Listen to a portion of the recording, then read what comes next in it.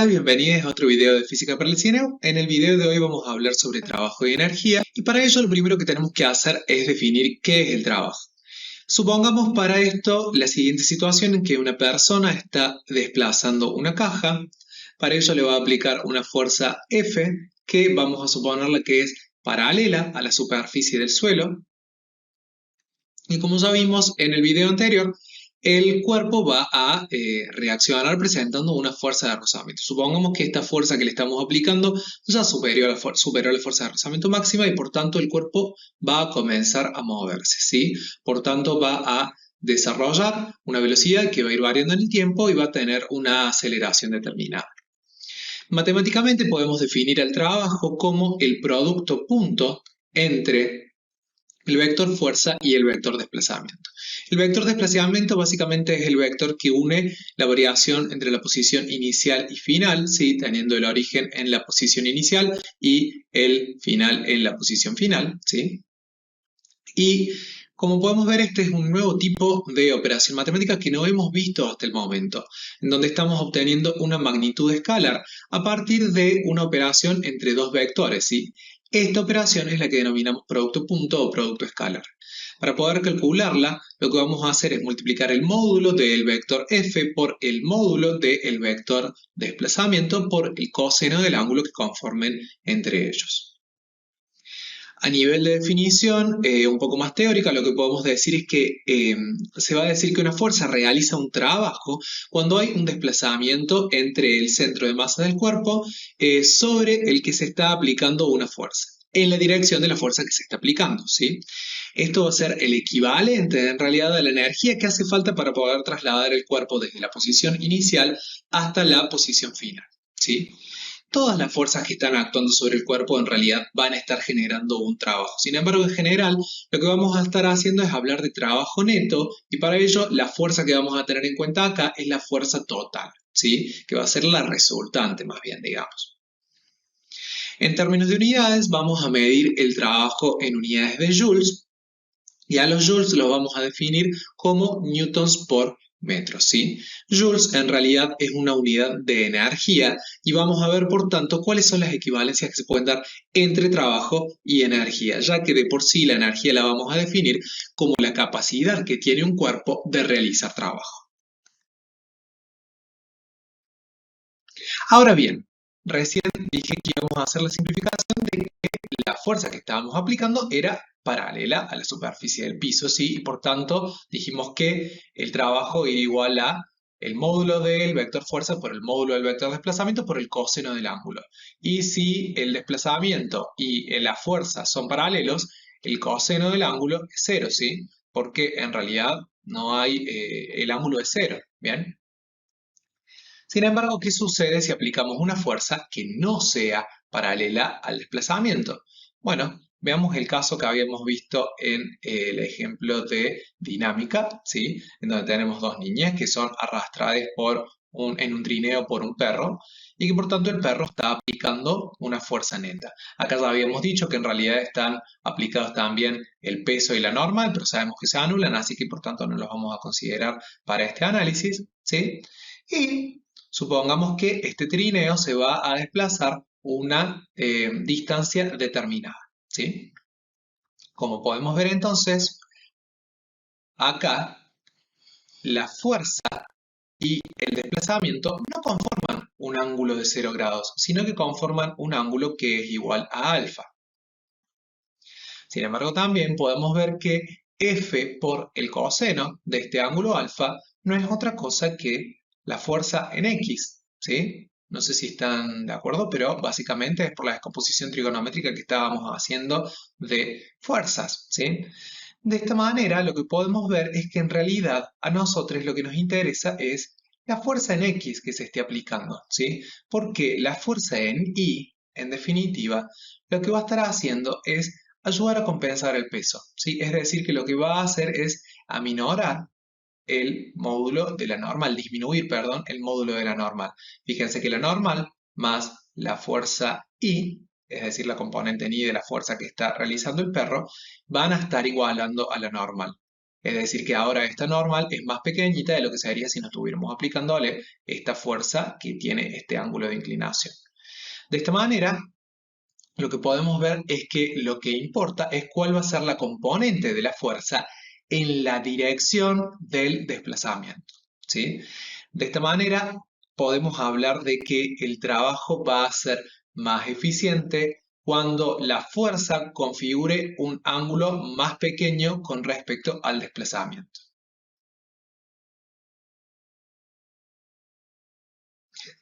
El valor de tita puede ser, va a determinar en realidad que el coseno pueda admitir valores positivos o negativos, ¿sí? Por lo tanto, vamos a encontrarnos con que tenemos trabajos positivos o negativos, según la componente en X también sea positiva o negativa, ¿bien?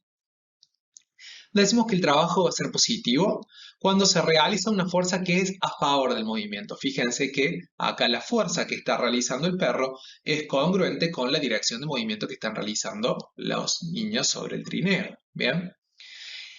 Y va a ser negativo cuando el caso sea contrario. ¿Sí? Ahí vamos a ver un ejemplito a continuación. Y además, bueno, pasa esto que les decía recién, que el trabajo va a ser máximo cuando logremos que este ángulo sea lo más pequeño posible o que sea igual a 180, ¿sí? Ya que cuando el trabajo sea igual a 0, el coseno va a ser igual a 1 y cuando el trabajo sea, perdón, cuando el ángulo sea igual a 180, el coseno va a ser igual a menos 1, ¿sí? Veamos un caso en donde la fuerza que se está aplicando va a terminar deviniendo en un trabajo negativo. Supongamos que tenemos un instante inicial en el que este vehículo trae una velocidad dada y aplico yo una fuerza de frenado con los frenos del auto, ¿sí? Voy a presentar entonces una fuerza que lo que va a hacer es tender a detener el auto, ¿sí? Va a ser opuesta al movimiento. Por tanto, después de un desplazamiento determinado, la velocidad a la que se va a encontrar el auto va a ser menor que la velocidad inicial. ¿Qué va a suceder con el trabajo si lo analizamos? La fórmula de trabajo sigue siendo exactamente la misma. Fíjense que lo único que cambia acá es que θ, el ángulo entre la fuerza y el desplazamiento, en este caso es de 180 grados, ¿sí? Por tanto, el coseno de 180 es menos 1, ¿sí? Y esto nos va a quedar que el trabajo es menos la fuerza por el desplazamiento y por tanto esto va a ser negativo. ¿Bien? Si nos fijamos acá entonces, la fuerza que está apareciendo es contraria a propiciar el movimiento del auto y por tanto en realidad lo que estaría desarrollando es una aceleración negativa, una desaceleración. Y por tanto decimos que el trabajo es negativo. Veamos ahora el concepto de energía cinética. Matemáticamente, la energía cinética la definimos como un medio de la masa por la velocidad de un cuerpo al cuadrado, ¿sí? Esta energía cinética va a depender de la velocidad que traiga el cuerpo en un instante de tiempo determinado, ¿sí? Y justamente, como podemos ver que depende de la velocidad, en realidad lo que representa esta energía cinética es la cantidad de energía que trae el cuerpo debido a su movimiento, ¿sí? Por tanto, la energía cinética es la energía del movimiento. Vamos a relacionarla con el trabajo, diciendo que el trabajo que realiza una fuerza a lo largo de un recorrido, ¿sí? Va a ser igual a la variación de energía cinética que hay entre el punto final del recorrido y el punto inicial del recorrido, ¿sí? Volviendo al ejemplo que veíamos de la caja, supongamos que estamos en un instante inicial en donde la caja se encuentra en este punto y en un instante final donde la caja se encuentra en este punto. La aceleración es a favor de la velocidad y por tanto la velocidad final va a ser mayor que la velocidad inicial, ¿sí? Esta velocidad podría ser cero si es que estamos considerando que recién comenzó a moverse el cuerpo o podríamos suponer que lo estamos analizando desde un instante donde ya comenzó a desarrollar velocidad. De esta manera, si reemplazamos acá en las definiciones las fórmulas que les corresponden, diríamos que la fuerza por el desplazamiento van a ser iguales a un medio de la masa por la velocidad final al cuadrado menos un medio de la masa por la velocidad inicial al cuadrado.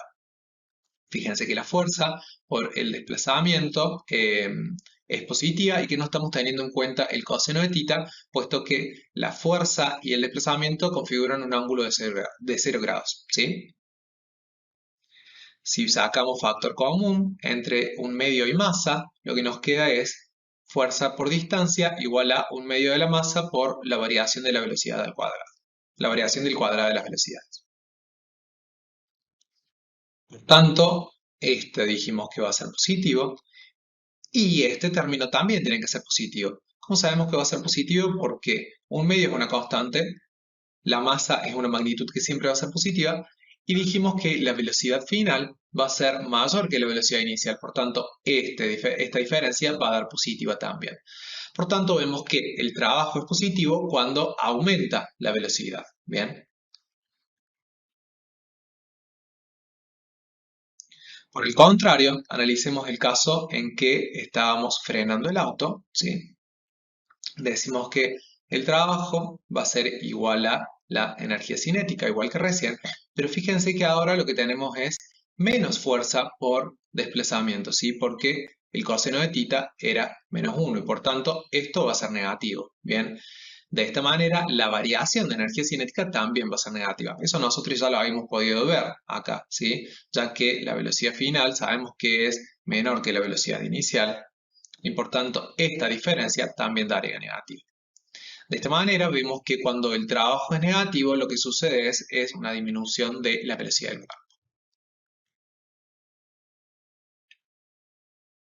Veamos ahora lo que es la energía potencial.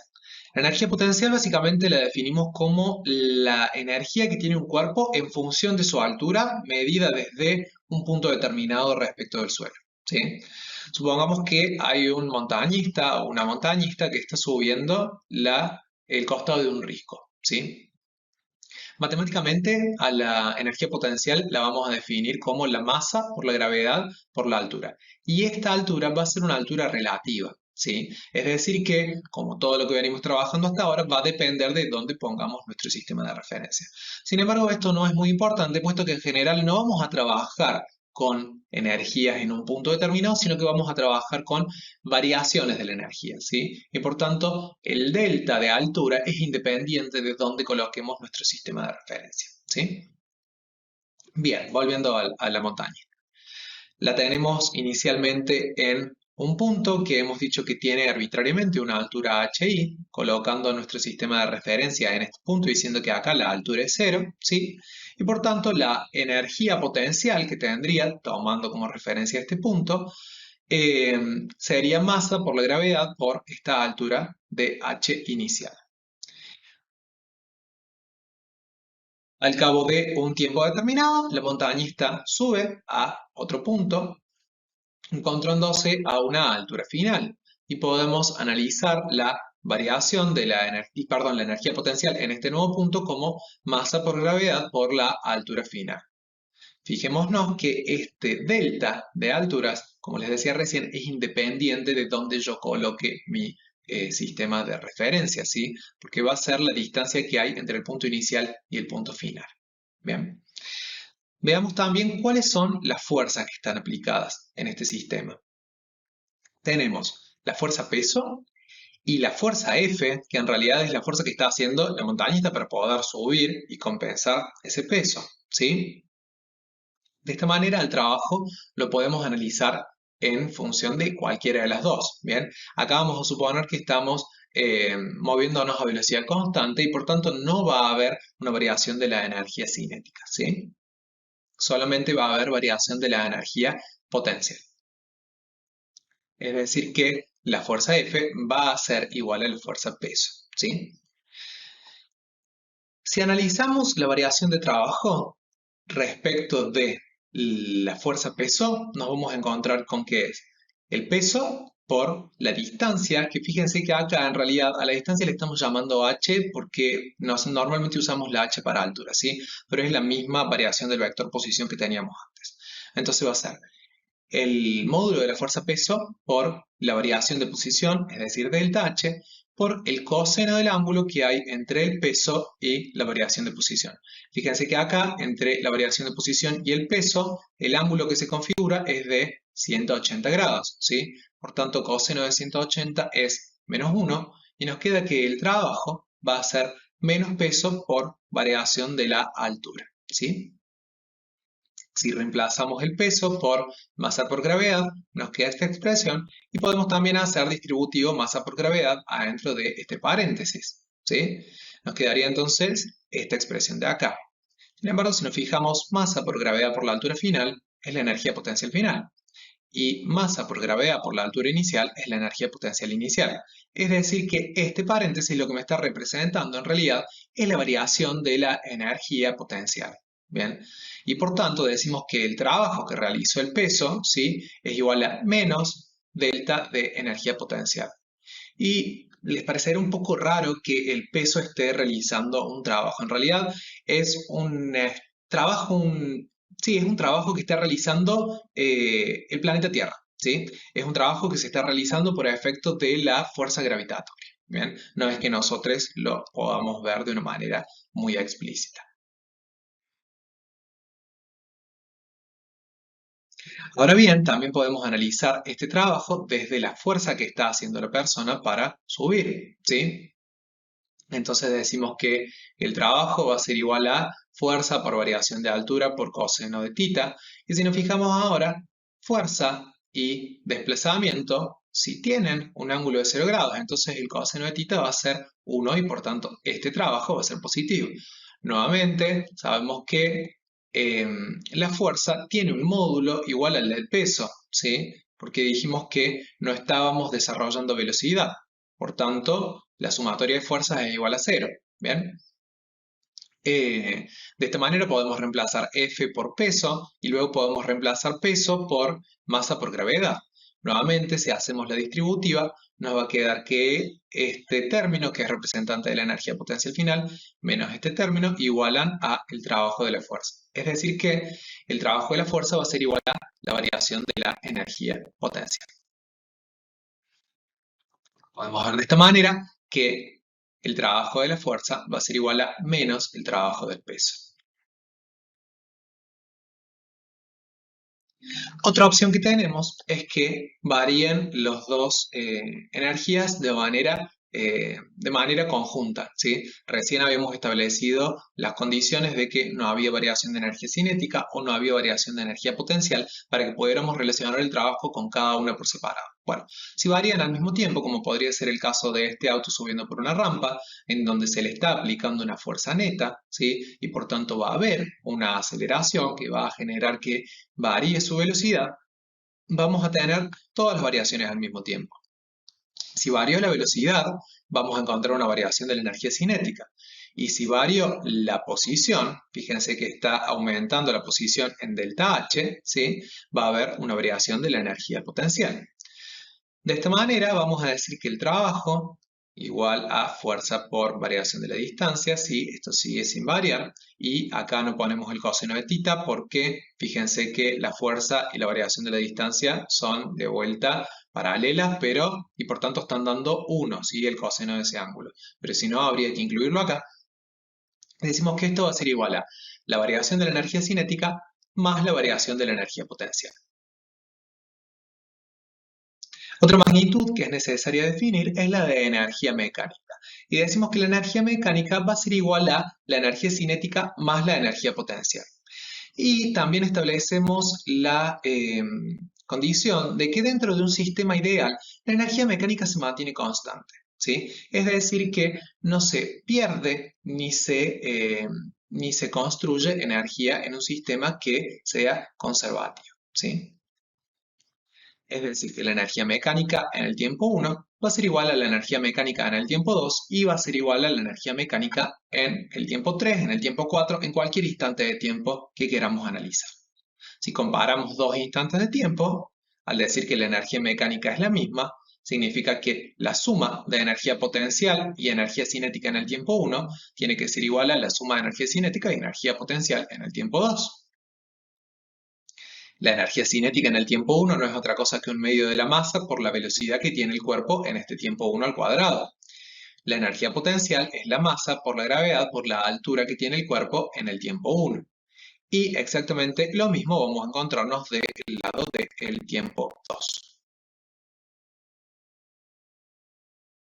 Analicemos qué pasaría, por ejemplo, con el caso de esta persona que está tirándose en un skate por una rampa, ¿sí? Si no hay variación de la energía mecánica, es decir, que el sistema es conservativo y por tanto lo que estamos haciendo en realidad acá es suponer que no hay rozamiento. La única fuerza con la que trabajamos nosotros que nos permite salir de un sistema ideal y considerar un sistema real es el rozamiento, ¿sí? Entonces, de momento, acá vamos a suponer que no está aplicado. Esta persona está partiendo del reposo, ¿sí? Acá está quieta y vamos a suponer que en este caso tiene una energía potencial máxima, ¿sí? Ya que fíjense que está en el punto más alto que puede encontrarse de la rampa. Una vez que comienza su movimiento, va a tener una trayectoria como esta. Y fíjense que al no haber variación de la energía mecánica, el punto final al que llega es exactamente igual que el punto inicial del que partió, ¿sí? No llegó a una altura ni mayor ni menor. ¿Por qué? Porque acá tenía solamente energía potencial. Luego, a medida que fue disminuyendo su altura,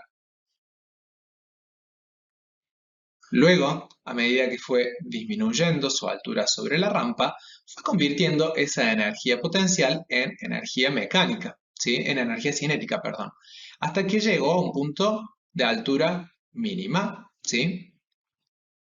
En donde toda la energía mecánica se convirtió en energía cinética, ¿sí? Luego de ahí comenzó a ascender nuevamente, perdiendo esa energía cinética hasta llegar al punto cumbre y volver a encontrarse con energía cinética cero y toda la energía mecánica convertida en energía potencial de vuelta. Si lo analizamos en un punto intermedio cualquiera, como podría ser este instante B, podríamos encontrarnos con que desarrolla una velocidad determinada y también va a encontrarse con una energía potencial determinada, ¿sí? Porque va a tener una cierta altura en ese punto. Bien, entonces tendríamos que analizar cómo están convirtiéndose mutuamente una en otra.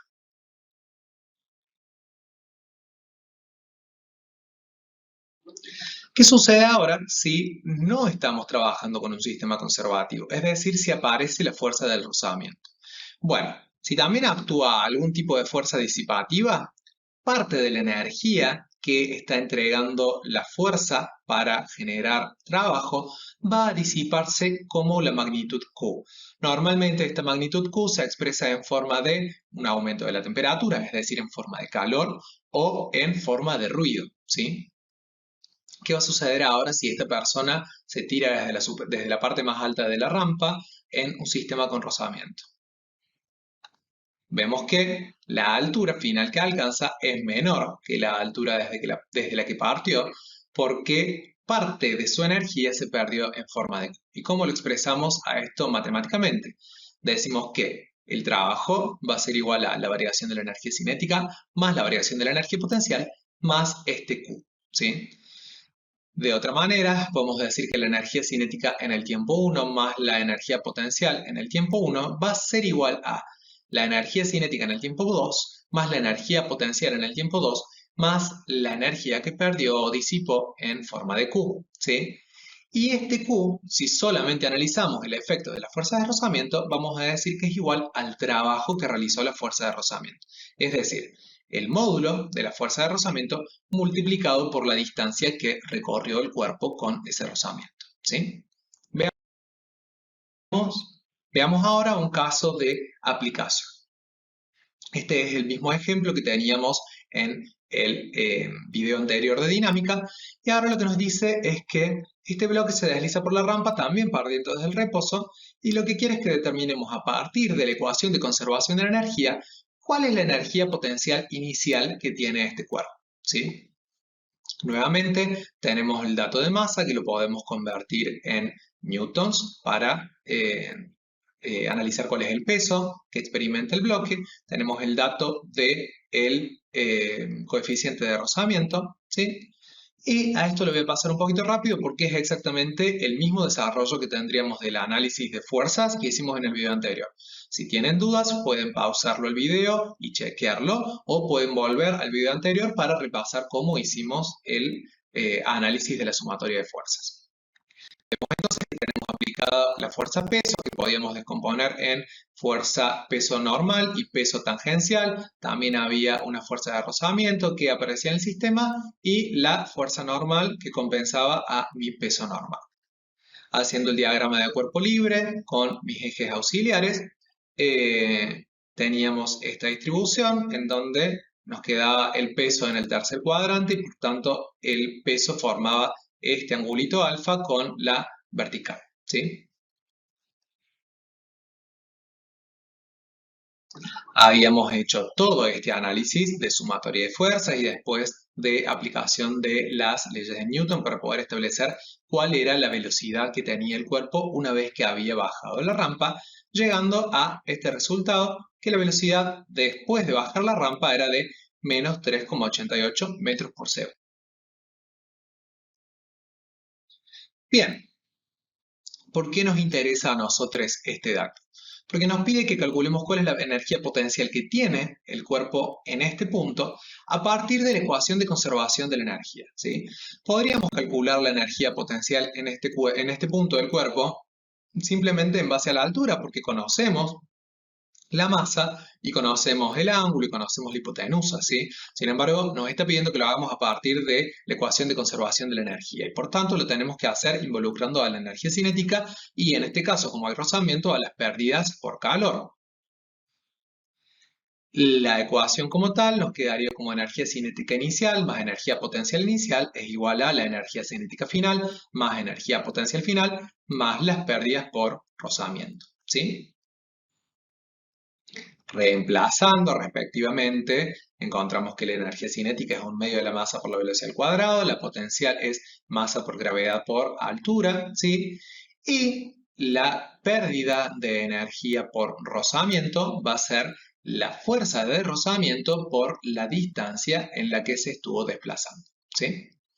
Recordemos también que la fuerza de rozamiento siempre es paralela a la superficie del plano sobre el que estamos moviendo el cuerpo. Por tanto, fuerza de rozamiento por distancia siempre van a tener un ángulo de 0 grados o de 180, ¿sí? Perdón, de 180 porque son negativos y no vamos a estar considerando acá en realidad el coseno de ese ángulo, ¿sí? Simplemente vamos a tener fuerza de rozamiento por variación de posición. Podemos hacer también la simplificación de que la velocidad que tenemos en el tiempo inicial es 0, ¿sí? Porque nos dice que el cuerpo parte del reposo y por tanto este término entero se nos va a terminar haciendo 0.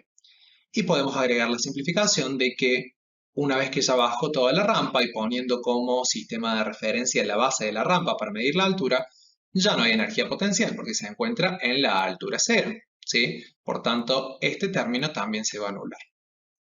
Es decir, que no había energía cinética en el punto inicial y no hay energía potencial en el punto final. Por tanto, podemos igualar que la energía potencial que hay inicialmente va a convertirse en su totalidad en energía cinética más las pérdidas que hubieron por rozamiento. Si reemplazamos de vuelta entonces a la energía cinética final y a las pérdidas por rozamiento, obtenemos esta expresión y nosotros ya conocemos cuál es la velocidad que tiene al final del movimiento, ¿sí? Es la que habíamos calculado en el ejercicio anterior. Y recordemos también que la fuerza de rozamiento era mu por la normal y que además la normal era menos P por el seno de alfa prima, siendo alfa prima 270 grados menos el ángulo de inclinación de la rampa, ¿sí? O sea que sería 240 grados. Reemplazando esto en esta ecuación, obtenemos la siguiente expresión y ya reemplazándolo por los números en cuestión, tenemos este cálculo, ¿sí? Fíjense que coloqué todo con las unidades pertinentes de manera tal de asegurarme que está en el sistema internacional, ¿sí? Si cualquiera de las unidades no estuviera congruente con el sistema internacional, tenemos que hacer la conversión de la misma. Ya calculando me queda que la energía potencial que tenía en la posición inicial era de 75,8 joules. Por su parte, si queremos corroborar que este cálculo esté correcto, inicialmente yo dije que podíamos calcular cuál era la energía potencial en este punto, ya que conocemos la hipotenusa y conocemos la altura del triángulo, ¿sí? Entonces diríamos que la energía potencial inicial sería igual a m por g por la altura inicial. Si analizamos un poquito más detenidamente el triángulo, vemos que el cateto opuesto al ángulo que conocemos es el delta h, pero teniendo en cuenta que la altura final es 0, delta h en realidad es la altura inicial simplemente, ¿sí? El delta x, es decir, la distancia que recorrió el cubo sobre la rampa, no es otra cosa que la hipotenusa, de manera tal que podemos calcular el cateto opuesto como hipotenusa por seno del ángulo que conocemos, ¿sí? De esta manera nos quedaría que la energía potencial en el punto inicial sería la masa por la gravedad por delta x por seno de 30 grados. Calculando esto, ya nos queda que la energía potencial inicial era de 74,3 joules. Si bien hay una pequeña diferencia entre las dos magnitudes que calculamos, es porque para este cálculo tuvimos varios cálculos intermedios y podemos suponer que hay errores de arrastre por redondeos o puede haber algún error en algún cálculo, ¿sí? Pero fíjense que aproximadamente el orden de magnitud está correcto y que las diferencias son muy chiquititas, ¿sí? Es menor al 1%, ¿sí? Por tanto, podemos decir que está correcto el cálculo que realizamos acá y lo estamos corroborando con el cálculo de la energía potencial mediante trigonometría. Bien, de esta manera pudimos ver cómo calcular energía potencial, cómo calcular energía cinética, cómo ver cómo varía la energía potencial y cinética a lo largo de un movimiento, ¿sí? Cómo relacionar esto con el trabajo y cómo considerar además las pérdidas que estamos teniendo por rozamiento. Este ya es el último video que tenemos dentro de esta serie. Espero que les hayan sido de mucha utilidad y que tengan mucha suerte con la materia. Hasta luego.